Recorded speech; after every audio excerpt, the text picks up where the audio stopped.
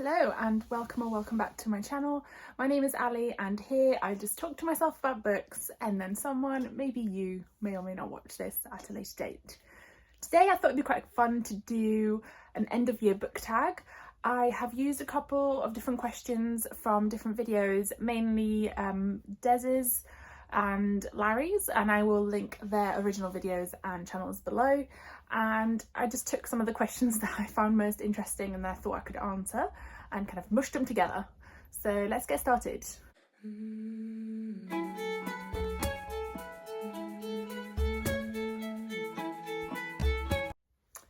So I've had quite a good reading year, I'd say. It's not over yet. I do still have a couple of books I'd like to get finished before the end of December.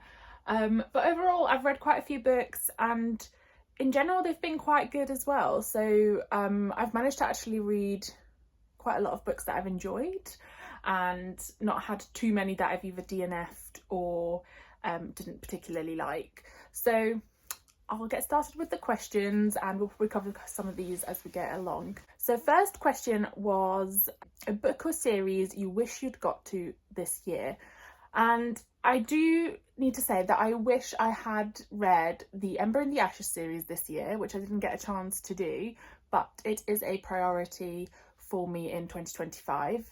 And that is essentially a series that is set in a Roman-inspired world. It follows a girl who acts as a spy for the underworld to be able to save her brother, which sounds good to me. I've heard only good things about that series, and I've also heard it's been criminally underhyped. So that fills me with hope, because the fact I've only heard good things and also it's said that it's been underhyped makes it seem like it's actually going to be even better than people are saying. So I'm quite excited to get to that one. The other one I'd hoped I'd get a chance to read but haven't yet had a chance to start is the Bone Season series by Samantha Shannon. I read The Prior of the Orange Tree a couple of years ago, and then I read A Day of Fallen Night this year and really loved both of them. And I had been waiting until the new editions or the new versions, like the rewritten versions, re-edited, whatever you want to call it, of the Bone Season had been released before picking those up, because I was like, there's not really any point in reading books 1 to 3 if then they're going to be re-released and it's going to tie in better. So I was waiting for them to be re-released. I ended up buying the first 4 books that are out in paperback. I actually managed to get one of them signed, which is nice. And yeah, I was looking forward to reading that. So I believe that's set in kind of like a dystopian world, and it follows a clairvoyant girl, and it's her story. And I don't really want to read too much about it because I do quite like going into series and books a little bit blind. It kind of helps me lower my expectations a little bit, and yeah, that is definitely one that I wish I'd got to this year and didn't get a chance to read. I am very happy to say though that I did manage to read one of my other priority series, which was the Once Upon a Broken Heart series, and I did manage to finish that one and I was very happy with it, and I'll probably talk about it in a little while. Right, next question was your most disappointing book of the year. I do have a couple to mention here. Then it's not that necessarily they were bad, so none of these were books that I didn't enjoy, they were just disappointing. So first of all, I think it will come as no surprise, and I'm definitely not the only one in this, that I was quite disappointed with Crescent City 3, The House of Flame and Shadows. Given how the second book ends and what I had built up in my head, I was very much looking forward to this one, and then it was just a little bit too chaotic for me. I don't feel like the storyline was utilised in the best way. I felt like we spent a lot of time with characters that I didn't really care for and didn't really develop other characters as much as we could have, and I just felt like a lot happened. Too much happened, and there's another book to go, so I don't know why everything happened in this book. But also, without any major spoilers, the main thing that was like flagged at the end of the previous books, so at the end of The House of Sky and Breath, I was just so excited for that, and that to me was like the most disappointing part. I also felt like there were quite a few like plot holes that didn't really make sense. and I don't know, I found Bryce a little bit annoying in this one, and that just ruined it a little bit for me, because I really liked her as a character, especially in the first one, and whereas in this one I found her a little bit annoying. And as I've said before, I really struggle when the lead character is annoying, and I don't mean to say that I don't enjoy when characters are like flawed or they're like morally grey and stuff. I really like that, but it has to be done well. I don't enjoy if they're just annoying, which she was in this one. So yeah, that to me was quite a big disappointment. Having said that, I did still enjoy it, and I'm not put off Sarah J Maas's like writing or anything. I'm very, very much looking forward to her next release, which should be the next ACOTAR book. Just waiting for a release date. You know, it was announced about a year ago that she was writing it, so one would hope that maybe end of next year we could be looking to have that, or like start of 2026, we shall see. Now, another couple of books that are also a little bit disappointing that I read this year are Somewhere Beyond the Sea by TJ Klune. This is the sequel to The House on the Cerulean Sea, and I really loved The House on the Cerulean Sea. It was like super cozy, it was found family at its best. I really liked all the characters, it was just adorable. And then this one just felt a bit like a watered down version of that, whereas I thought it was going to focus more about like Arthur's past and how it impacted him and stuff, and I thought there was going to be a little bit more high stakes, and I don't know, it wasn't a bad book at all. I did enjoy it, and I love TJ Klune's writing. It just wasn't what I was expecting, and I think that's why I'm a little bit disappointed with it compared to like some of the other books I've read by him that have just gotten progressively better and better. This one was just a little bit of a letdown, and like it's not as memorable in my head as the others have been. So, and then last but not least, there's one that I actually only started reading like last week that is one of the Illumicrate monthly subscription picks for November. So it's called The Last Hour Between Worlds by Melissa Caruso.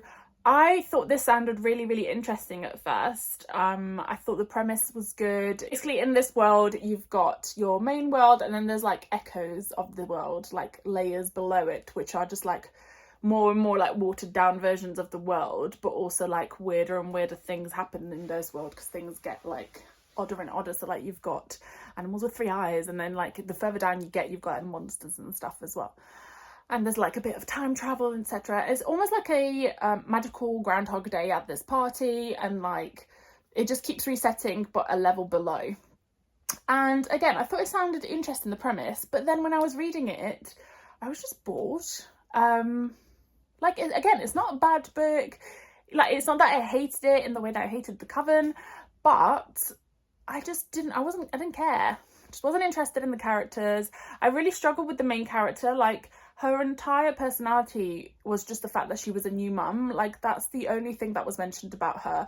That in itself isn't an issue, but that is literally the only like character development we had. Like that she was a new mum and that her baby was at home and all these new things that impacted her as a new mum. Like there was nothing about her as a person outside of that, which I think is really like reductionist. I know it's maybe meant to be like representativeness for new mums, I guess, but surely like that's not your entire being, and there should be other things about her that were developed, and they just weren't. And I managed to make it about 50% through the book, and I decided to DNF it because I just couldn't read it anymore. Again, it's not bad, it's just boring, and I didn't care enough to continue, so that to me was quite disappointing. Next was a book that you read on your TBR that was on it the longest, and this definitely has to be Snow Crash by Neil Stephenson. This is a cyberpunk sci-fi story. It's essentially like a padded out version of Neuromancer by William Gibson, and it's, you know, reminiscent of any kind of cyberpunky type thing. So like literally Cyberpunk the show or video game and Matrix, etc. I did really enjoy it in the end though. So this essentially follows 2 characters who have to try and find out where this virus is originating from that's impacting people both within the metaverse, which is like the the fake world created within the computer systems, but also in real life. And they have to find out how it's spreading and also where it's, as I said, originated from, to try and stop the impact it's having. So it's like a bit of like a mystery. There's a lot of action, there's a lot of fight scenes. As I said, it's very reminiscent of like The Matrix and stuff, and that's probably because, to be honest, like they all originate from Neuromancer in some way. So I did end up really enjoying that, and I'm glad I ended up picking it up, but it was on my TBR for about 3 years, so definitely was on it probably the longest. There was another one, but I ended up DNFing that one again, and that was American Psycho, and I mentioned it in an earlier video. I only got like a few chapters in, and it was like the third or fourth time I'd tried to read it since 2020, and I was just like, it's just not gonna happen. This book isn't for me. Next question is, what was an underdog book that you read this year? And that for me has to be The Teller of Small Fortunes by Julie Leong. I picked this up at Yalc because I had seen it and seen that it was coming out, and I think I saw that Fairy Loot were going to be doing a special edition of it, so I kind of read up a little bit about it, and it just sounded really interesting and really like pure found family, which, as I've mentioned many times before, is one of my favourite, if not my favourite trope. And yeah, I hadn't really heard anything about it. I've not seen anyone really talking about it, but this was definitely probably one of my favourite reads of the year. Like, it was just perfect for kind of end of November, start of December time. It was super cute, low stakes, found family, just adorable characters, a really nice story, made me cry. So I cannot recommend it enough. The story follows this young woman who is a teller of small fortunes. So she only tells fortunes that are like very small. For example, like, I don't know, you'll meet someone next week, or your cow is going to have a baby, you know, those sorts of things. So nothing major that would impact someone's life massively, but also enough that they would be able to like do something about it and prepare for it. And she is traveling around the country and essentially gets dragged into helping to rescue the missing child of this man who is traveling with a supposedly reformed thief. And the man is like his muscle, let's say, and they are adorable characters as well. And then somewhere along the road they also end up meeting a baker and a magical cat, and it's literally just perfect. You can tell by how much I'm smiling how much I really enjoyed that book, and to me that is definitely an underdog book because no one's talked about it as far as I know, at least as far as I've seen, and I would definitely recommend it, especially if you liked books like Legends and Lattes. It's just super cute and yeah, perfect for like, I think, cozy winter nights. Next question is, what was an overhyped book that you read this year? I've already mentioned Crescent City 3, House of Flame and Shadow. That was definitely overhyped for me, but probably by my own head as well in what I was expecting it to happen. I did still see a lot of people giving it like 5 stars and stuff, and I don't think it was worthy of 5 stars. Especially when you compare it to like literally all the other books she's written. But in my defense, to be fair, actually, Crescent City is my least favorite of the 3 series. My ranking is definitely like Throne of Glass, ACOTAR, and then Crescent City. Again, I don't dislike it, I like it, it's just not my favorite of the 3. So then when this book was also more disappointing, I was like, ooh. So I'm really hoping it claws back because there is going to be one more book in the Crescent City series. But yeah, we'll see.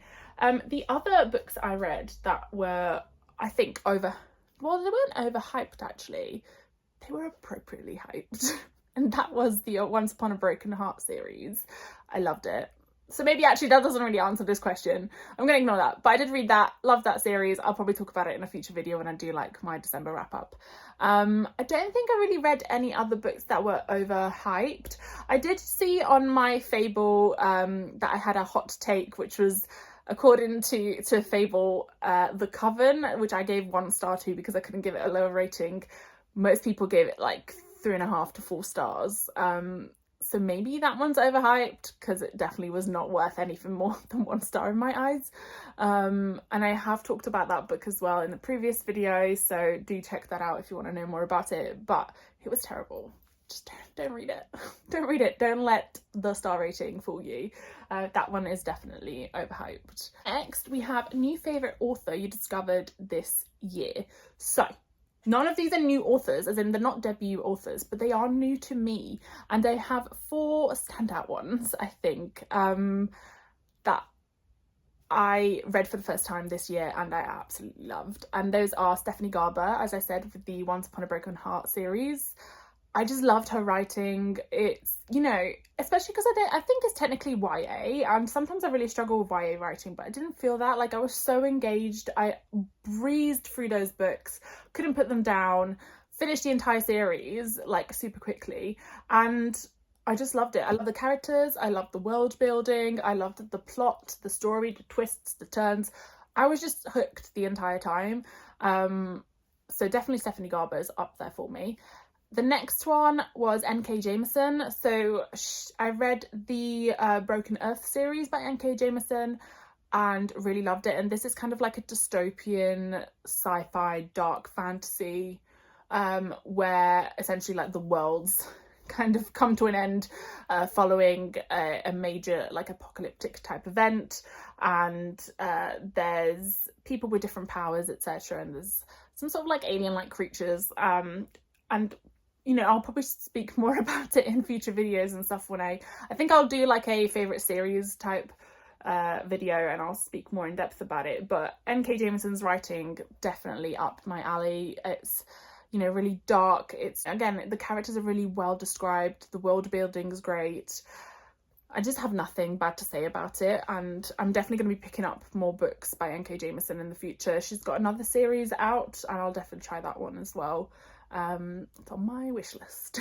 Maybe for next year. I do really need to like move some of the current series I already have to read. Another author that was new to me that I really enjoyed was M.L. Wang. I read The Sword of Kaigan, and again, probably one of my favourite books of the year. I've also got her new book that's been traditionally published to read, I think, hopefully in January. But again, I loved Sword of Kaigan. I just really enjoy when there's like a lot of different characters and it's almost like following them through time. And that's kind of similar with N.K. Jemisin and M.L. Wang. So you had like characters that were linked together. You kind of jump around between their POVs. It follows their story over time, etc. M.L. Wang's Sword of Kaigan is a standalone, whereas the N.K. Jemisin Broken Earth series was a trilogy. But I still felt like we got really far with the story, and it followed quite a chunk of time. And again, it made me cry, which is always a good sign to me because it means I'm like emotionally invested in these characters and in the story. But yeah, I really, really loved Sword of Kaigan and M.L. Wang's writing, and I can't wait for more books coming out by that author.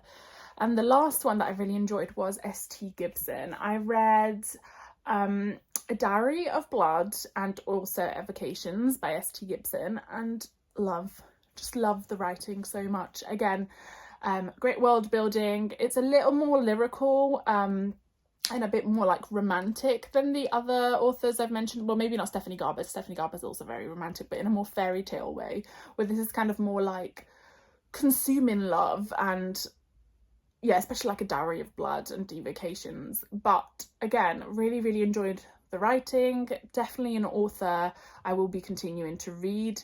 I do have Odd Spirits on my TBR for December that I'm definitely going to be picking up, and I will talk more about in depth in my December TBR video. Sorry, not December, January TBR video. And yeah, S.T. Gibson definitely up there. Will just gobble up anything she writes at this point. So the next question was an author that didn't work out for you this year. I have spoken about The Coven already by Harper L. Woods. Definitely did not work for me at all in any way, shape or form. I thought the world building was non-existent. I thought the writing was bad and cringy. The smut scenes were horrific. There was just nothing to like about the writing or the book. Like, there was no character development. There was no plot. It was just definitely not one for me. I know other people might have enjoyed it, but for me, that author didn't work at all. And surprisingly, another author which didn't really work for me this year was Sophie Mackintosh. I read her novel Cursed Bread, and I didn't really enjoy it. I thought it was quite boring and odd compared to her previous novel, which I did really like, which was The Water Curse, that I thought was like, you know, really atmospheric. It was like quite eerie, it was spooky and creepy, and I don't know, I just really loved that writing. And I just felt like Cursed Bread, it was like a completely different author. I just didn't enjoy it. Again, I thought it was quite boring, and I didn't feel like at the end of the story I didn't know anything really. I literally don't remember anything about it because it just hasn't stuck in my head at all. It was that inconsequential. So, and we have a book you haven't stopped thinking about. Now, I have 2 books for this. They are related to the same series, and I did read the first one, so it's a trilogy. I did read the first one at the end of 2023, but I'm gonna include it because it's the whole series I haven't stopped thinking about, and that is the Green Bones saga by Fonda Lee. So Jade City, Jade Legacy and Jade War. I don't think I've set them in the right order, but I absolutely love that series. Like, it's definitely up there with my favorite series of all times. This follows it's almost like a mob type situation in a fantasy world, inspired obviously by like Asia and China, and kind of probably around like the Opium Wars time, I think, because you do have like invasions from characters that resemble, like, you know, the British Empire, and I just loved it. Like, I honestly have not stopped thinking about it. Fonda Lee is coming out with 2 books next year, and I have pre-ordered both already. Actually, I've pre-ordered one. I don't think you can pre-order the second one yet, but as soon as you're able to, I'm going to. Fonda Lee's writing is insane. It's so good. This series honestly had me on the edge of my seat the entire time. Like, I cried, I laughed, I screamed internally because there were bits that I was literally like, this cannot be happening. And I'm still torn over some of the characters that we ended up losing in that series. Like, I honestly have not stopped thinking about it, and I read them in January. So I literally finished the series in January. I read both Jade War and Jade Legacy, and I loved it. Like, it was just a mash of like my favorite tropes. So I love Asian inspired fantasy, I love family sagas, and this follows literally the family throughout the years.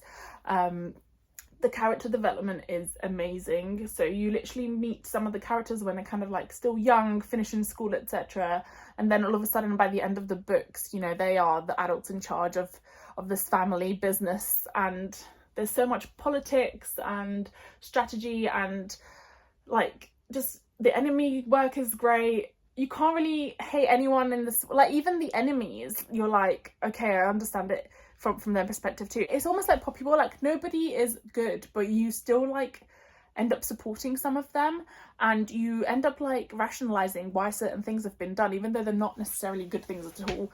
And I honestly, please, if you haven't read the Green Bone saga, read it. Like, for me, it altered my brain chemistry. I'm going to use that phrase even though it's probably out of fashion now, but it really, really did. And I think I will probably read it again because I am obsessed. Like, I'm just obsessed with them. I found loads of artwork online that ended up printing.